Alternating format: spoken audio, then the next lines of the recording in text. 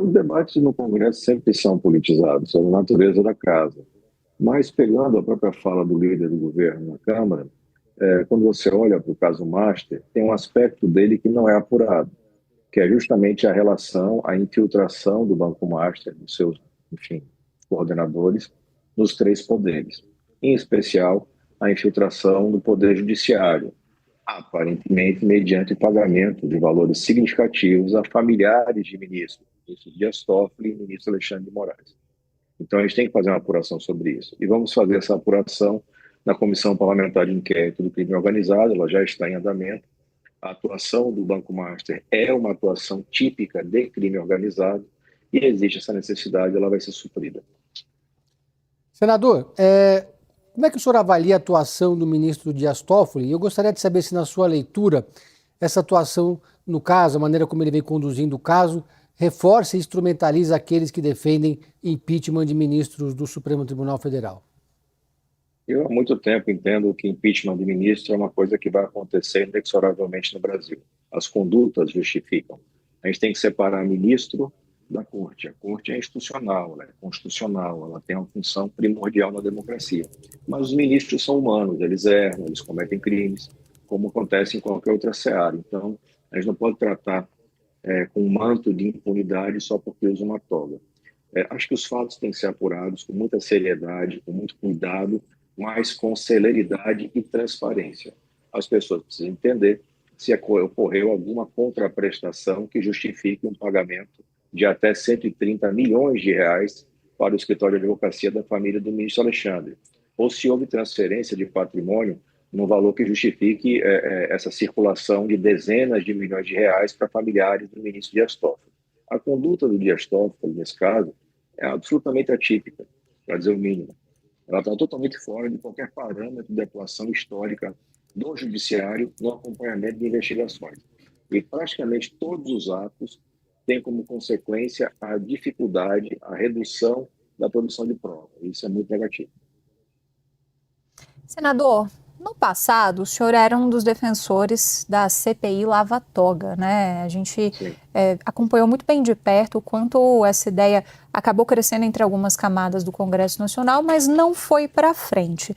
Pelo que eu estou aprendendo da primeira fala do senhor verifica que há outras comissões de investigação, até da qual o senhor faz parte, que é a CPI do crime organizado, que poderiam já se adentrar nessas investigações do Master, né?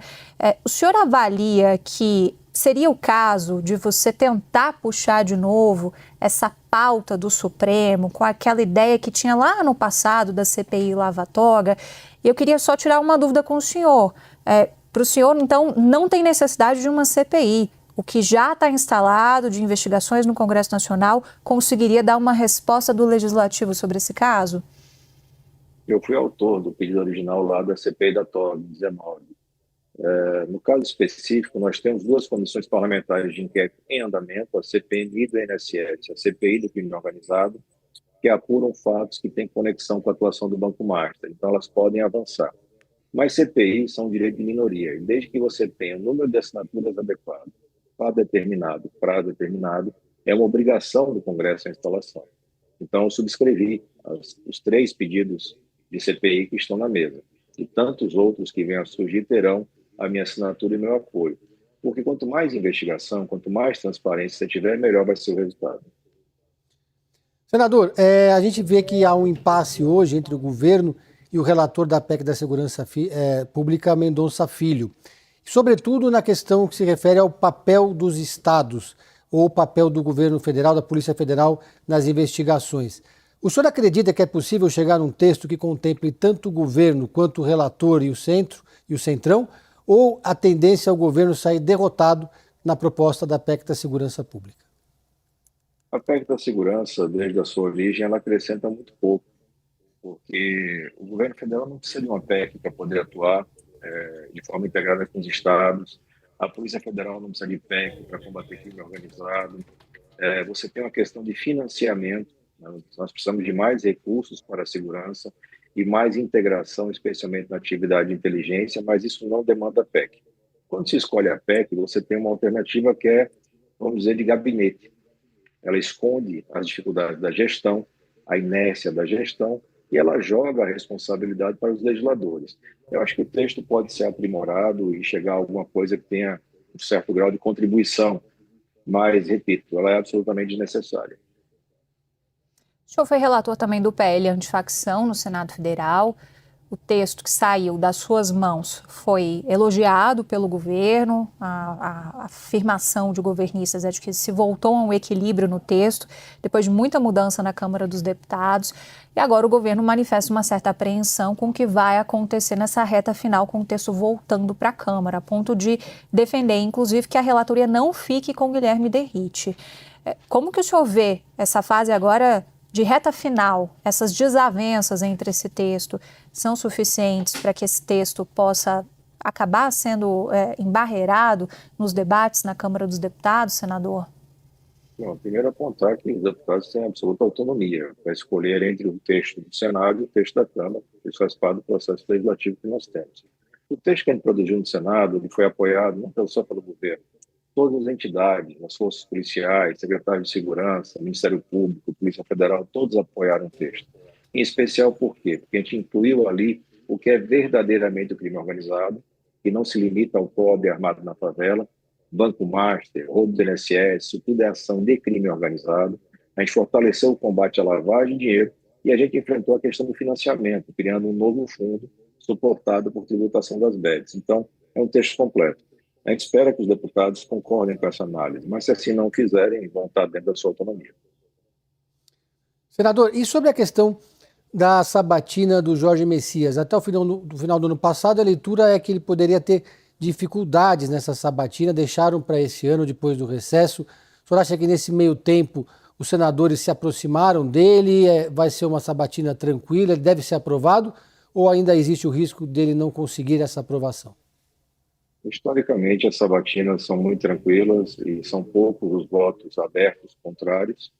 Eles aumentam no plenário com voto secreto. Eu acredito na aprovação do nome indicado, até porque não se identifica, pelo menos na primeira análise, não se identifica nenhum obstáculo de ordem constitucional. Ele tem a reputação ilibada, ele tem o conhecimento técnico. A indicação é uma prerrogativa do presidente da República, não cabe ao Senado escolher nomes, cabe ao Senado verificar se o nome escolhido atende os requisitos.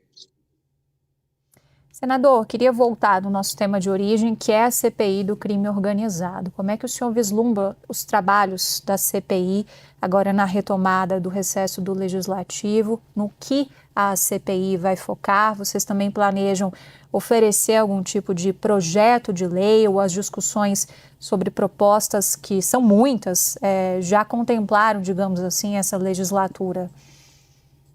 O fato de eu ter relatado o PL Antifacção antecipou algumas coisas, uma questão do enfrentamento do orçamento, né?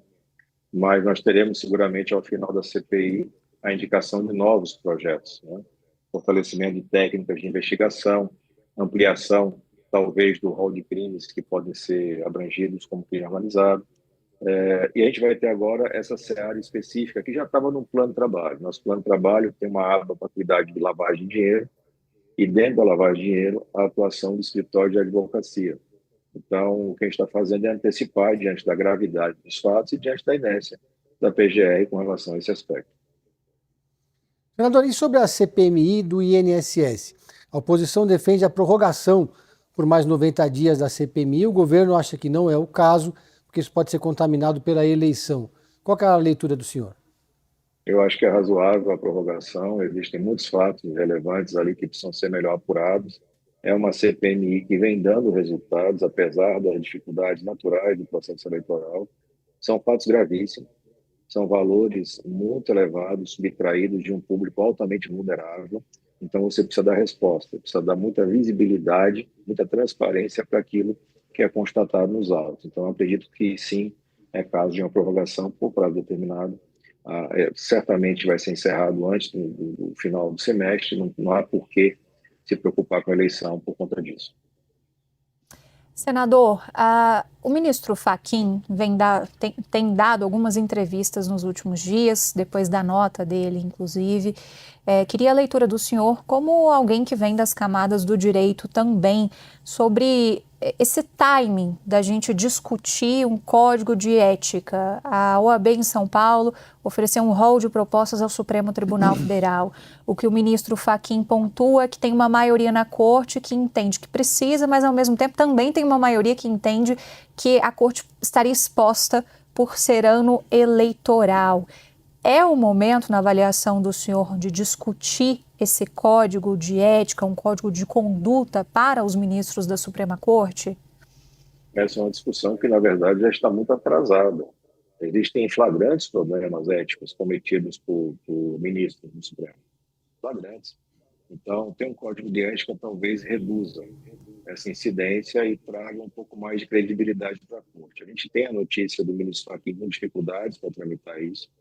A gente vê manifestações abertas, ostensivas de ministros, tirando a urgência, tirando a necessidade desse código de ética, mas ele é fundamental.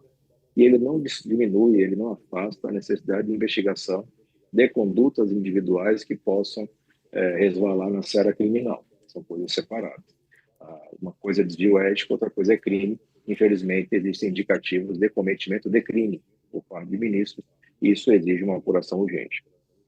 Senador, sobre esse encontro do presidente Lula fora da agenda com o Vorcaro, qual a leitura que o senhor faz desse encontro? É um encontro normal de um presidente da República com um banqueiro, mas chama atenção o fato de não ter sido registrado na agenda oficial. O senhor acha que esse é um episódio grave ou faz parte da rotina do Palácio? A transparência deve ser a regra, né? Você ter um encontro desse sem transparência é uma coisa muito ruim.